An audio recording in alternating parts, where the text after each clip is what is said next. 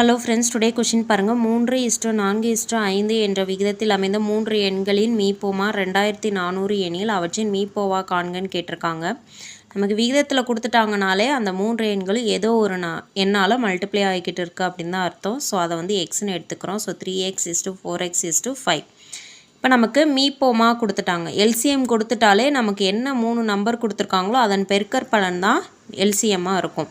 அப்போது 3 × 4 × 5 எக்ஸை காமனாக வெளியே எடுத்துக்கிறோம் ஈக்குவல் டு 2400. இதிலேருந்து அடித்து கொடுத்தோம்னா எக்ஸோட வேல்யூ 40 கிடைக்குது.